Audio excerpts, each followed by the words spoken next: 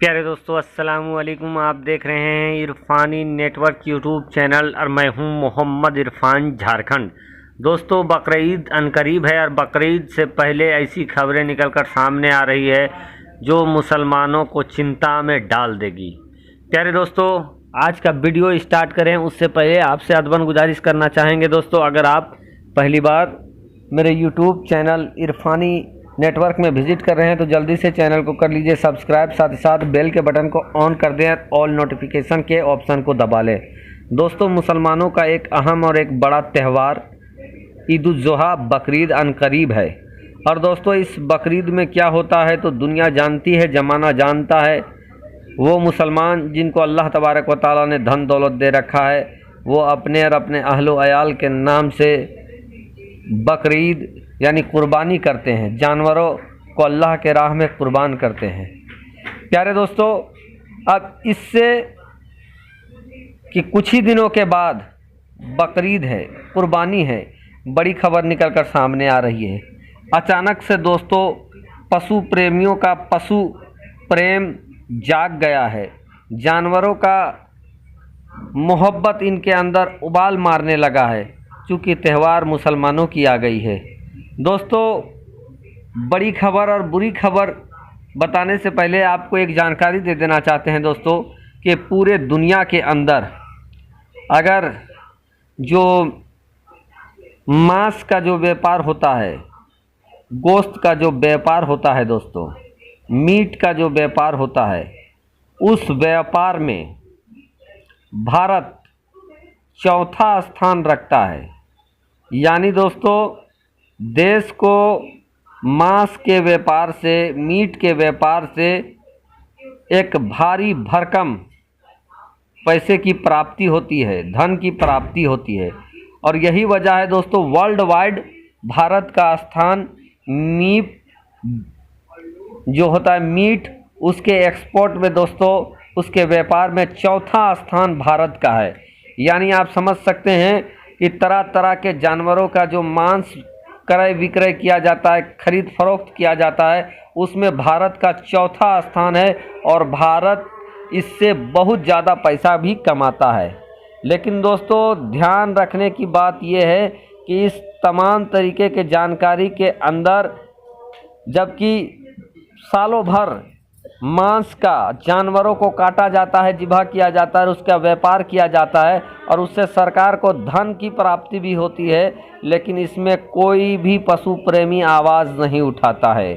प्यारे दोस्तों, एक रोमांचक और हैरत अंगेज बात यह भी है दोस्तों कि आप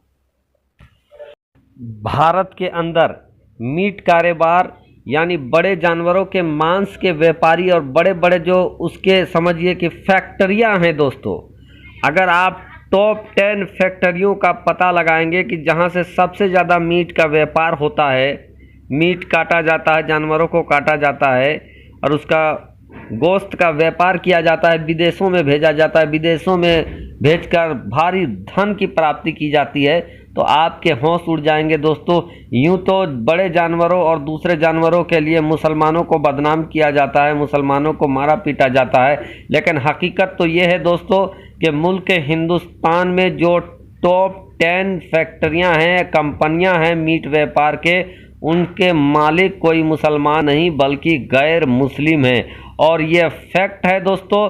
तो मुसलमान मारे जा रहे हैं, पीटे जा रहे हैं, कूटे जा रहे हैं, लेकिन कमाई कहाँ हो रहा है तो कमाई गैर मुस्लिमों के पास हो रहा है, क्योंकि बड़े बड़े जो फैक्ट्रियां हैं वो इन्हीं के नाम पर है और यही लोग उससे भारी भरकम मोटा कमाई अर्जित कर रहे हैं। इधर दोस्तों किसी को तब भी कोई एतराज़ नहीं होता है, लेकिन अब ईद उल ज़ुहा आ गई है, बकरीद आ गई है, कुर्बानी आ गई है और ऐसे में पशु प्रेमियों का पशु प्रेम जागने लगा है और लगातार बकरीद कुर्बानी पर पाबंदी की मांग भी उठने लगी है।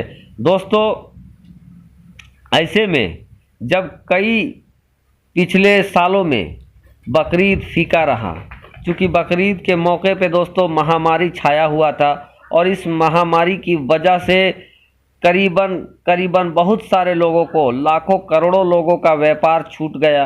व्यापार छूट गया, रुपया पैसा धन दौलत की कमी हो गई, पैसे की किल्लत की वजह से और कोविड के गाइडलाइंस की वजह से लोगों ने पिछले साल कुर्बानी नहीं कर पाया।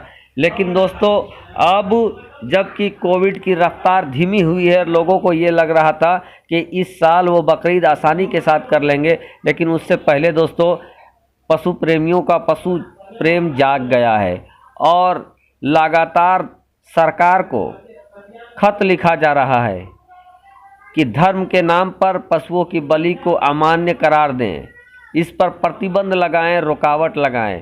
क्या आपको लगता है दोस्तों आने वाले वक्त में क्या सरकार रुकावट करेगी, रोक लगाएगी? क्या योगी सरकार प्रतिबंध लगाएगा? क्या मोदी सरकार कुर्बानी बकरीद पर प्रतिबंध लगाएगा? आपकी क्या राय है दोस्तों? आप अपना कमेंट जरूर जाहिर करें। चूँकि दोस्तों इस समय उत्तर प्रदेश जो कि मुल्क का सबसे बड़ा सूबा है और वहाँ के मुख्यमंत्री योगी आदित्यनाथ जी हैं, साथ ही साथ दोस्तों देश के प्रधानमंत्री नरेंद्र दामोदर दास मोदी हैं, और ऐसे में बकरीद के ऊपर प्रतिबंध की मांग उठने लगी है, लगातार उठने लगी है। और जो अंधभक्त हैं, जो मुसलमानों से जलने वाले हैं, उनका पिछवाड़ा भी सूजने लगा है। तो ऐसे में आपको क्या लगता है आने वाले दिनों में क्या बकरीद पर बैंड लग जाएगा? और क्या अगर बकरीद पर बैंड लगेगा तो क्या मुसलमान इसको स्वीकार करेंगे, मान लेंगे?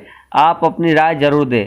और दोस्तों जो लोग मुसलमानों को जानवरों का व्यापारी कहते हैं, जानवरों को ज़िबा करने वाला कहते हैं, उन लोगों को आप ज़रूर ये बताएं कि देश के अंदर जो सबसे बड़ी बड़ी टॉप 10 जो कंपनियां हैं, जो फैक्ट्रियां हैं, जहां से करोड़ों का इनकम होता है, वो किसी मुसलमान का नहीं बल्कि गैर मुस्लिमों का है।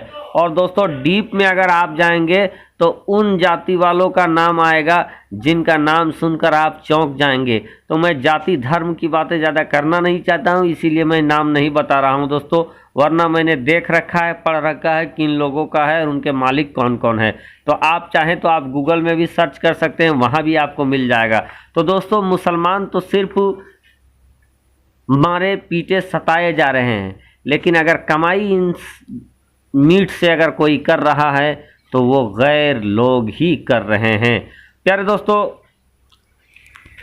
ये बड़ी जानकारी आ रही थी, क्योंकि लगातार बकरीद को बैन करने की मांग उठ रही थी। कुर्बानी पर जो ज़िबा होता है उसको बैन करने को कहा जा रहा है। और इससे पहले दोस्तों हम लोगों ने ये भी देखा था कि पिछले सालों में कैसे संघ के ही कुछ लोगों ने ये कहा था कि मुसलमानों को प्रतीकात्मक कुर्बानी देना चाहिए, यानी केक वगैरह में उसको कुर्बान करना चाहिए। आपकी राय क्या है? कमेंट में ज़रूर बताएं। शुक्रिया।